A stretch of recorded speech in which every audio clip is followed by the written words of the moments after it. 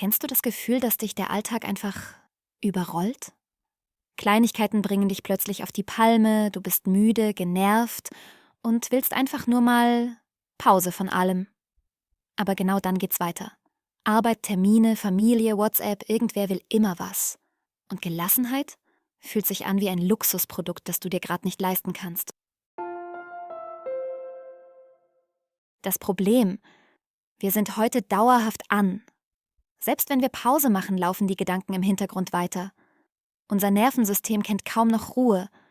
Und das Verrückte, viele merken gar nicht, dass sie im Daueralarmmodus leben. Bis der kleinste Tropfen reicht und du innerlich explodierst, weil jemand den falschen Teller in die Spülmaschine gestellt hat. Die Ursache. Gelassenheit ist kein Charakterzug. Sie ist ein Zustand des Nervensystems. Wenn dein Gehirn ständig Reize bekommt, landet es automatisch im Überlebensmodus. Kämpfen, fliehen oder erstarren. Und Gelassenheit?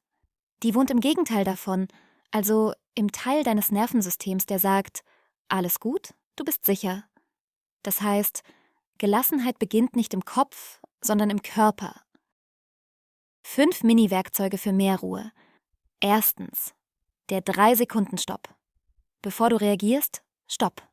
Atme einmal bewusst ein und aus. Sag dir innerlich, das ist nur ein Moment. Dein Körper bekommt dadurch das Signal, keine Gefahr. Das reicht oft schon, um ruhiger zu handeln, statt impulsiv zu reagieren.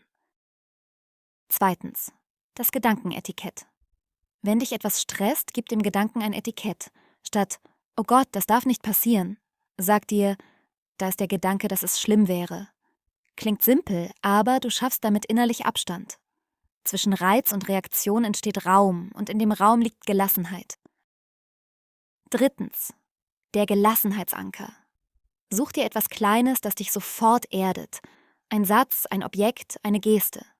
Zum Beispiel einmal die Hand auf die Brust legen oder ein Stein in der Tasche, den du spürst, wenn es hektisch wird. Das ist wie ein Shortcut zu deinem ruhigen Modus. Viertens, der Perspektivschwenk. Wenn du merkst, du regst dich über etwas auf, frag dich, wird das morgen noch wichtig sein?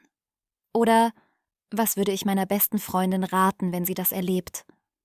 Dieser kleine mentale Schritt holt dich raus aus dem Dramamodus und rein in die Beobachterperspektive. Dein Gehirn schaltet von Bedrohung auf Einordnung um und genau da entsteht Gelassenheit. Fünftens, die 60 Sekunden Pause. Einmal am Tag. Einfach nichts tun. Kein Handy, kein Denken, kein Multitasking. Nur atmen, spüren, da sein, 1 Minute. Klingt lächerlich kurz, aber dein Nervensystem merkt sofort. Das ist wie ein Mini-Reset-Knopf für dein Gehirn. Tipp: Verknüpfe sie mit etwas Routinemäßigem, zum Beispiel nach dem Zähneputzen, beim Wasserkocher oder beim Auto abstellen. Dann wird Gelassenheit zur Gewohnheit, nicht zur Theorie. Fazit: Gelassenheit heißt nicht, dass dir alles egal ist.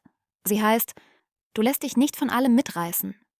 Du darfst laut denken, fühlen, genervt sein, aber du entscheidest, wann du wieder aussteigst. Und das trainierst du mit jedem kleinen Moment, in dem du sagst, ich atme erst, dann reagiere ich.